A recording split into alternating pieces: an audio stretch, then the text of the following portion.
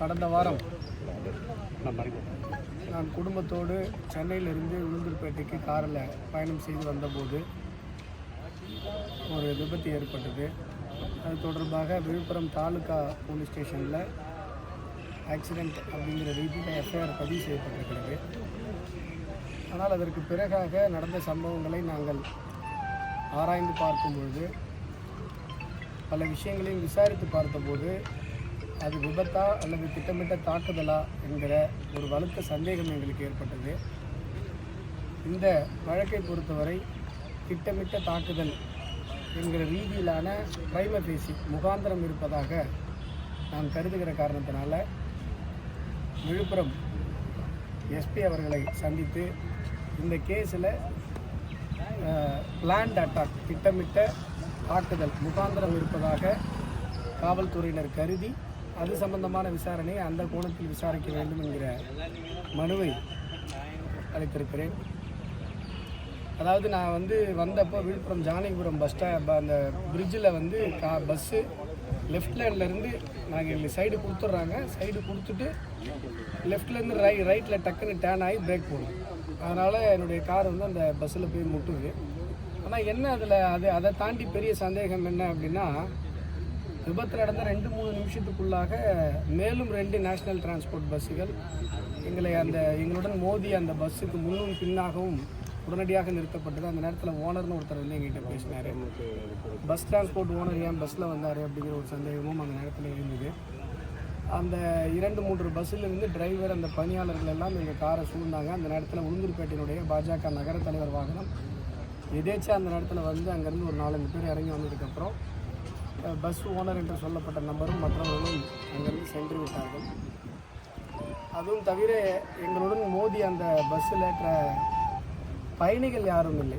ஒரு 5-6 பேர் முண்டாபணியோடு உட்காந்துருந்தாங்க. பயணிகள் இல்லாமல் அந்த பஸ் ஏன் வந்துச்சு அப்படிங்கிற ஒரு சந்தேகமும் இருக்குது. தவிரவும் அந்த பஸ்ஸு இந்த ரூட்டுக்கான பர்மிஷனும் அந்த பஸ்ஸு வாங்கியதாக அந்த குறிப்பிட்ட நம்பர் உள்ள அந்த பஸ் நேஷ்னல் டிரான்ஸ்போர்ட் பஸ் இந்த லைனில் ரூட் பர்மிஷன் வாங்கினதாகவும் தெரியவில்லை. தவிரவும் அந்த நேஷ்னல் டிரான்ஸ்போர்ட் பஸ்ஸில் 2 நிமிஷத்தில் 3 பஸ் அங்கே ஃப்ரீக்வெண்ட்டாக கிராஸ் ஆகிற அளவுக்கு எண்ணிக்கையிலான பஸ்ஸுகள் இந்த ரூட்டில் செல்லலை. அதுவும் போகிறது ஒரு 40 பஸ் போகுது. டோல்கேட்டில் சர்வேலாம் எடுத்துட்டேன். 40 பஸ்ஸு போகுது. 40 பஸ்ஸு வீக்கெண்டில் தான் போகுது. வீக் டேஸில் அவ்வளோவெல்லாம் அந்த பஸ்ஸு இல்லை. அப்படி இருக்கும்போது 3 பஸ்ஸு எப்படி 2 நிமிஷத்தில் அங்கே நின்றுச்சு ஸ்பாட்டில்ங்கிற சந்தேகம்லாம் இருக்குது. இதெல்லாம் காவல்துறையினரிடம் தகவல் அளித்திருக்கிறோம். அவங்க விசாரித்து இந்த கோணத்தில் இதில் இருக்கிற விஷயங்களை விசாரித்து உரிய நடவடிக்கை எடுக்க வேண்டும் என்று இன்றைக்கு புகார். சார், இந்த முருகர் மாநாட்டுக்கு பர்மிஷன் இல்லை, அது முருகர் மாநாட்டை பொறுத்தவரை மிக பெரிய அளவில் மிக சிறப்பாக, இன்னும் சொல்ல போனால் மாநாடு ஆரம்பிக்கல, அதுக்குள்ளே எங்களுடைய அந்த அறுபடை வீடுகளை பார்ப்பதற்காக பக்தர்கள் தினந்தோறும் 100கணக்கில் மதுரையில் குவிந்து கொண்டிருக்கிறார்கள், பக்தியோடு பார்த்து கொண்டிருக்கிறார்கள். இது பொறுக்காத திராவிட மாடல் அரசு எப்படியாவது தடைகளை ஏற்படுத்தி விடலாம் என்று உயர்நீதிமன்றத்தில் போய் கொட்டு வாங்கிட்டு வந்திருக்குது. ஆகையால் எங்களுடைய மாநாடு மிகச்சிறந்த அளவில் இந்து மக்களினுடைய ஒரு விழிப்புணர்வுக்கும் எழுச்சிக்கும் உதாரணமாக மிகப்பெரிய அளவில் நடக்க இருக்கிறது. நீங்கள்லாம் கூட வரணும் ஞாயிற்றுக்கிழமை. நானும் கூட அதுக்கு தான் உடம்பெல்லாம் ரெடி பண்ணிகிட்டு இருக்கேன். ஆக்சிடென்ட்டுக்கு அப்புறம் முதல்ல ஈவெண்ட் மதுரை முருகர் மாநாடு தான். சார், முருகபக்தர் மாநாடு தமிழ்நாட்டில் நடந்த முருகபக்தர் மாநாட்டுக்கு ஆந்திராவில் இருக்கிற பவன் கல்யாணுக்கும் யோகி ஆதித்யநாத்துக்கும் என்ன சம்மந்தம் இருக்குது? அதில் அரசியல் வாடகை வீசுதுன்னு அறநிலையத்துறை அமைச்சர் சேகர்பாபு குற்றம் சாட்டுறாரு. சேகர்பாபு வரட்டும், நாங்களாம் வரோம். நாங்கள் சொன்னோம் காய் வேட்டி கட்டினு ஊரை ஏமாற்றி சுற்றிட்டு இருக்கோம். நாங்கள் நடத்தும்போது பயணிகள் நடத்தும்போது அரசியல்வாதம் இல்லை, இவங்க இதில் நடத்துறது அரசியல்வாதம் இல்லைங்க. நீங்கள் அரசியல் வாசர் இருக்குது, இது இருக்குது. உண்டியல் காசு எடுத்து தானே நடத்துறீங்க. எங்களை மாதிரி சொந்த காசு போட்டு நடத்துலையா? உண்டியல்லேருந்து காசு எடுத்து அந்த உண்டியல் காசை அபகரித்து தானே அறநிலை அபகரிப்புத்துறை நடந்துகிட்டு இருக்குது. நாம் உண்டியலில் காசு போடுறது எதுக்காக போடுறோம்? இவங்க முந்திரி பூக்கடை வாங்கி சாப்பிட்றதுக்கும் இவருடைய இன்னோவா காரில் டீசல் போடுறதுக்குமா நீங்கள் உண்டியலில் காசு போடுறீங்க? கோவிலை டெவலப் பண்ணணும்னு போடுறோம். ஒரு கோயிலை டெவலப் பண்ணியிருக்காங்களா? எத்தனையோ கோவிலை அறநிலையத்துறை அழித்திருக்கிறது. ஒரு கோவிலையாவது அறநிலையத்துறை கட்டியிருக்கிறதா?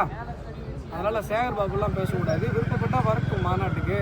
நாங்கள் வந்து அழைக்கிறேன், இந்த நேரத்தில் அழைக்கிறேன், இன்னும் 2-3 நாள் இருக்குது, வர சொல்லுங்கள். முதலமைச்சர் அழைப்பு கொடுப்பீங்களா? வரட்டும். முதலமைச்சர் அழைப்பு கொடுப்பீங்களா? நேரில் மாநாட்டில் கலந்து சொல்லி முதலமைச்சர் அழைப்பு கொடுப்பீங்களா? தெய்வ நம்பிக்கை இல்லாதவங்களுக்குலாம் அழைப்பு கொடுக்க முடியாது. அது வந்து பார்த்தீங்கன்னா அவர் வந்து கிறிஸ்தவ மாநாடு, இஸ்லாமிய மாநாடுனா தான் வருவார், முருகன் மாநாடுனா வரமாட்டார். அதனால் அவருக்கு அழைப்பு கொடுக்க. திருச்சியில் நடக்கிற விசிகா பேரணிக்கு காவல்துறை உடனடியாக அனுமதி கொடுக்குது.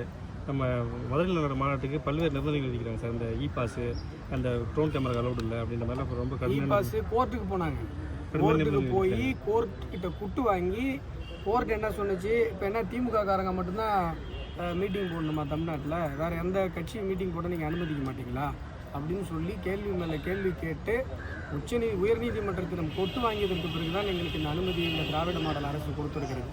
திமுக மீட்டிங்கு கூட்டமே வர்றதில்லை, உங்களுக்கே தெரியும், சேர் மட்டும்தான் இருக்குது. வர்ற 4 பேர் அந்த சேரையும் தூக்கிட்டு போயிடுறாங்க. ஆனால் திமுக மீட்டிங்கு, விசிகா மீட்டிங்னா உடனடியாக அனுமதி கிடைக்குது.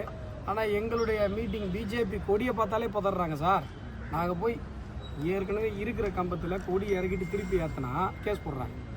ஆனால் திமுக கொடி பாருங்கள், நேஷ்னல் ஹைவேஸில் நீங்கள் சென்னையிலேருந்து வாங்க, எத்தனை கோடி இருக்குது? 100 அடி கம்பம், 180 அடி கம்பத்தில் எத்தனை கோடி இருக்குது?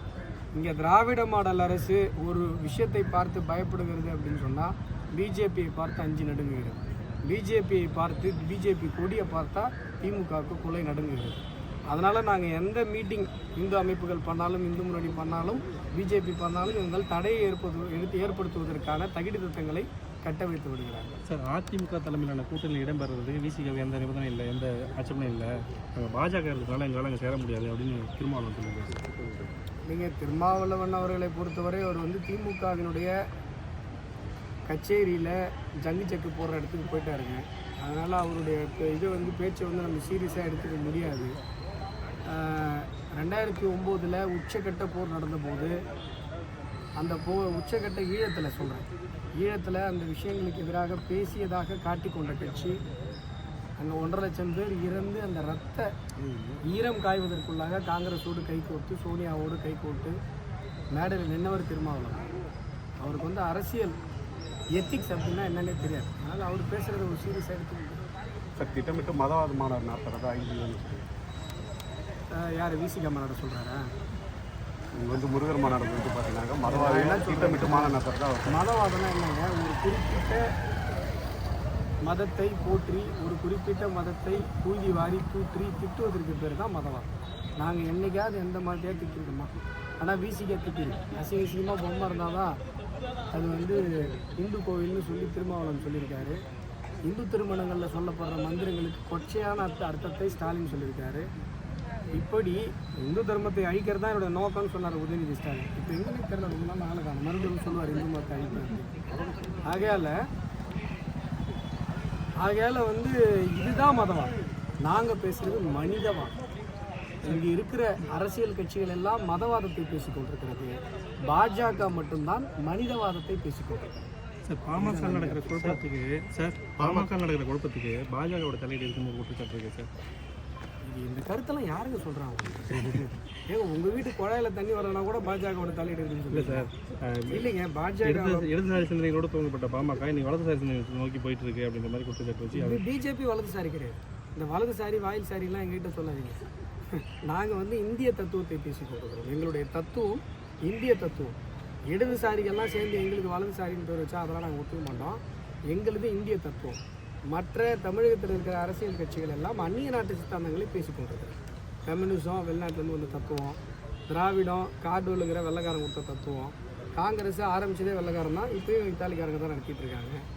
இப்படி இப்போ களத்தில் இருக்கிற எல்லா கட்சிகளுமே அந்நிய நாட்டு சித்தாந்தங்களை கொண்டிருக்கிற ஒரு சூழ்நிலையில் இந்திய தத்துவத்தை பேசுகிற ஒற்றை கட்சியாக பாரதிய ஜனதா கட்சி இருக்கிறது. எங்களுடைய தத்துவம் இந்திய தத்துவம். இந்த வலதுசாரி வாயில்சாரின்ற டேக்கெல்லாம் எங்களுக்கு தயவு செஞ்சு கொடுக்காதீங்க. பாட்டாளி மக்கள் கட்சியை பொறுத்தவரை அது ஒரு உட்கட்சி பிரச்சனை அங்கே நடந்துகிட்டு இருக்கிறது. அதுலேயும் பாஜகவை தொடர்பு படுத்துபவர்கள் பாரதிய ஜனதா கட்சியின் மீதான ஒரு பயத்தில் பாமக யாரும் அந்த மாதிரி சொன்ன மாதிரி தெரியல. வெளிலேருந்து யாராவது பூஜை வாரி இந்த மாதிரி பொருள் இறங்கல. கூட்டணி ஆட்சி வரணும், அப்படியே கூட்டணி ஆட்சியில் தான் எங்களுடைய கட்சி இடம்பெறும் அப்படின்ற மாதிரி தொடர்ந்து அவருடைய செயலர் பேசிட்டு யார் அன்புமணி, அது தொடர்பாக அவங்களுடைய கருத்து சார். அவருடைய கூட்டங்கள் எல்லா கூட்டங்கள்லேயும் அவர் வந்து கூட்டணி ஆட்சி தான் வரணும், கூட்டணி ஆட்சியில் தான் எங்கள் கட்சி இடம்பெறும் அப்படின்றது. அதை பற்றி எனக்கு எந்த கருத்தும் இல்லை சார். இந்து மக்களை மட்டுமே முன்னிலைப்படுத்தி இது பண்ணுறீங்க. இப்போ கிறிஸ்தவர் இருக்காங்க, இஸ்லாமியர் இருக்காங்க, ஆதரவு இல்லாத பிஜேபி நாங்கள் அப்படிலாம் முன்னிலைப்படுத்தலைங்க. அதாவது இந்து மக்களை கொச்சைப்படுத்துவதை தமிழகத்தில் ஒரு அரசியலாக பண்ணிட்டு இருக்கோம். அதற்கு எதிராக நாங்கள் இந்த மாதிரி இந்து மக்கள் மனதை புண்படுத்தி ஒரு அரசியல் பண்ணாதீங்கன்னு சொல்கிறோம், அவ்வளோதான். இப்போ நாளைக்கு கிறிஸ்தவ பெருமக்களுக்கு ஒரு ஆபத்து ஏற்பட்டாலும் நாங்கள் களத்தில் நிற்போம், இஸ்லாமிய பெருமக்களுக்கு ஒரு ஆபத்து ஏற்பட்டாலும் நாங்கள் களத்தில் நிற்போம். எங்களுடைய நோக்கம் உங்களுடைய அரசியல் அரிப்புக்காக ஒரு குறிப்பிட்ட மதத்தை காயப்படுத்தி அதன் மூலமாக சுகம் கண்டு அரசியல் பண்ணாங்க. இவ்வளவுதான் பாஜகவினுடைய தத்துவம்.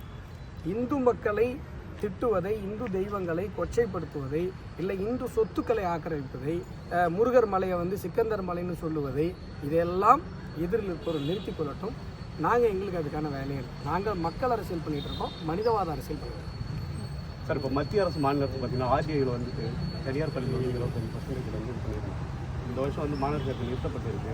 ஆல்ரெடி இதில் படிச்சிருந்த மாணவர்கள் படிப்பு வந்து இப்போ இதுவாக கேள்விக்குறியாக இருக்குது. அது ஆர்டிஐயை பொறுத்த வரைக்கும் ஸ்டேட் கவர்மெண்ட் வந்து ப்ரப்போசல் சரியாக கொடுக்கல. வழக்கம் போல் எல்லாத்துலேயும் இப்போ இந்த விளையாட்டு விழாவில் நேஷ்னல் போட்டியில் வந்து தமிழக மாணவர்கள் கலந்து கொள்ளாமல் இவங்க எப்படி வந்து ஒரு லேக்கடக்சிக்கலாக, அதாவது அது மேலே அக்கறை இல்லாமல் இருந்தாங்களோ அது மாதிரி இந்த விஷயத்துலேயும் அக்கறை இல்லாமல் சரியாக ப்ரப்போசல் அனுப்பாமல் விட்டாங்க. அது என்ன நம்ம தமிழக அரசாங்கத்துடைய தவறு தான். கொடுத்துட்டு வந்துடுறேன்.